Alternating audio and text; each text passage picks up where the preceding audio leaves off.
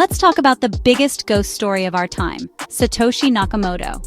Imagine a person, or maybe a group, who sparked a revolution and then vanished, leaving behind only questions and a trail of digital breadcrumbs. Satoshi is the name that echoes through the halls of the internet, whispered in forums, debated in boardrooms, and idolized by crypto enthusiasts everywhere. In 2008, as the world's financial system crumbled and trust in banks hit rock bottom, this mysterious figure uploaded a document that would change everything, the blueprint for Bitcoin. It was a 9-page white paper, quietly posted to a cryptography mailing list that promised a new kind of money, decentralized, borderless, and free from the grip of governments and banks. Satoshi is the ultimate enigma, anonymous, brilliant, and gone without a trace. No one knows if Satoshi is a man, a woman, or a collective of minds. Their digital fingerprints are everywhere in the early days of Bitcoin, but their real-world identity remains a total mystery. In a world where privacy is nearly extinct, where our every move is tracked and analyzed, the creator of a trillion-dollar technology has stayed hidden for over a decade. Satoshi's ability to remain invisible is almost as legendary as the invention itself. The mystery isn't just a side note, it's central to Bitcoin's story. Satoshi's absence means there's no leader, no single point of failure, and no one to control or corrupt the system. The myth fuels the movement, inspiring believers and skeptics alike. Armies of sleuths, journalists, hackers, and amateur detectives have tried to unmask Satoshi, but every clue leads to a dead end. Theories abound. Is Satoshi a reclusive genius, a government agency, or a collaboration between cypherpunks? Each new lead only deepens the intrigue. The search has become a global obsession, a modern quest for the digital holy grail. From Tokyo to London to New York, people are captivated by the hunt, hoping to be the one who finally cracks the code. As we dive in, we're not just chasing a name, we're exploring the origins of an idea that's challenging money, trust, and power. Satoshi's vision has sparked debates about freedom, privacy, and the future of finance. Buckle up. This is a ghost hunt with a digital trail, and the story of Satoshi Nakamoto is just getting started. Halloween 2008. While children roamed the streets in costumes and families gathered to carve pumpkins, something quietly extraordinary was happening in the digital shadows. On this chilly autumn night, as the world celebrated tradition, a mysterious figure prepared to change the future. Satoshi Nakamoto, a name no one had heard before, sent an email to a cryptography mailing list. The subject line was simple, yet it hinted at something radical. Bitcoin, a peer-to-peer electronic cash system. Most recipients had no idea that this message would spark a global movement. Attached to the email was a 9-page white paper. It was dense, academic, and packed with technical jargon, but beneath the surface, it was revolutionary. This document outlined a vision for money that didn't rely on banks or governments. The white paper proposed a solution to a problem that had plagued digital money for years: double spending. For the first time, it described a way for people to exchange value online without needing to trust a central authority. Satoshi introduced the blockchain, a public ledger open for anyone to see, but secured by a decentralized network of computers. No single bank, company, or government could control it. This was a radical departure from everything that came before.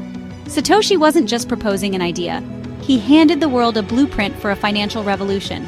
It was a roadmap for a new kind of money, one that belonged to everyone and no one at the same time.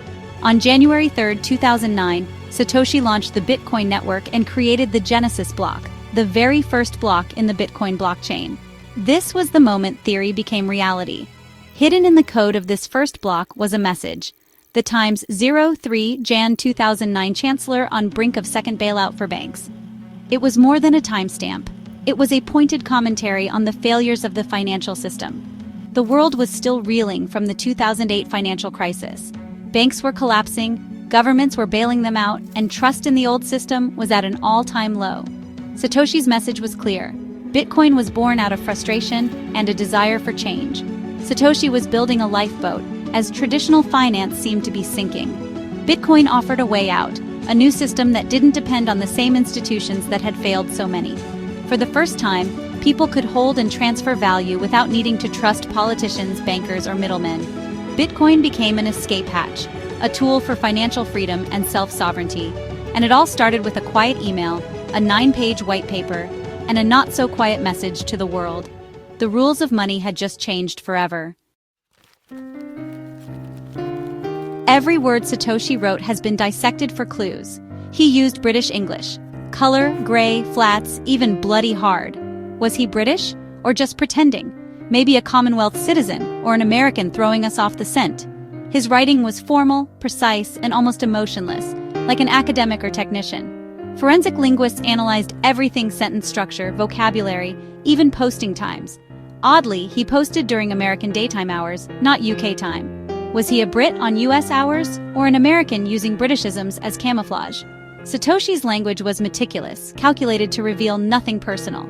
His style is both authoritative and anonymous, a ghost's voice, as carefully crafted as his code.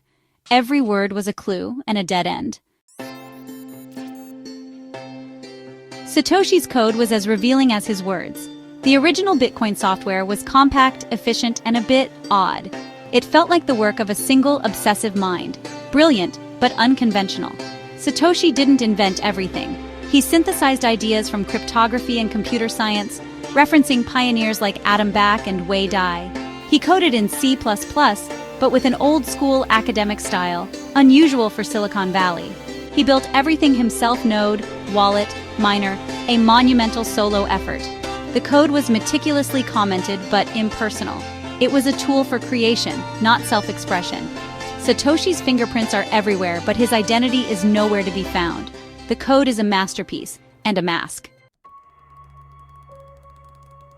Every great mystery needs a cast of suspects, and the search for Satoshi Nakamoto is no different. Over the years, a fascinating lineup of potential Satoshis has emerged, each with their own story, skills, and secrets. The world's best minds have tried to piece together the puzzle, but the truth remains just out of reach. Hal Finney, a legendary cryptographer and one of the earliest Bitcoin pioneers, received the very first Bitcoin transaction from Satoshi. He lived just a few blocks away from a man named Dorian Nakamoto, a wild coincidence that fueled endless speculation. Despite his proximity and technical brilliance, Finney always denied being Satoshi, insisting he was simply an enthusiastic supporter and contributor. Then there's Szabo, the creator of BitGold, a precursor to Bitcoin. Linguistic analysis revealed that Szabo's writing style was eerily similar to Satoshi's, and his deep knowledge of cryptography and digital money made him a prime suspect. Yet, Szabo has repeatedly denied any involvement, maintaining that he admires Satoshi's work but isn't the person behind the name. Craig Wright, an Australian computer scientist, has loudly and publicly claimed to be Satoshi. He's presented documents and made bold statements, but has never provided the cryptographic proof the community demands. His controversial claims have earned him the nickname Fakatoshi, and his story remains one of the most divisive in the crypto world.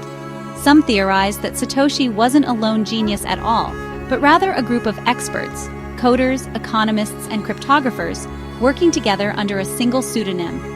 This would explain the vast range of knowledge and the ability to juggle so many complex tasks at once. The idea of a team makes sense to many, given the technical, economic, and philosophical depth found in Bitcoin's creation. Coordinating such a project would be a monumental task for just one person. And what about Dorian Nakamoto? His name alone drew the world's attention, and he was relentlessly pursued by journalists. But Dorian has always maintained his innocence, stating he had nothing to do with Bitcoin's creation, just an ordinary man caught in an extraordinary story. The evidence for each suspect is circumstantial at best. The list of possible Satoshis grows longer, but the clues remain frustratingly vague. For every theory, there's a counter-theory, and the real identity slips further into legend. Satoshi Nakamoto remains a ghost in the machine, a digital phantom whose true face is still hidden from the world. The search for Satoshi continues, with new suspects and fresh theories emerging every year. But for now, the answer remains just out of reach, adding to the enduring enigma of Bitcoin's creator. Let's talk about Satoshi's fortune. Over 1 million Bitcoins, worth tens of billions. These coins have never moved, not once. That untouched fortune is a silent promise. Satoshi wasn't in it for the money.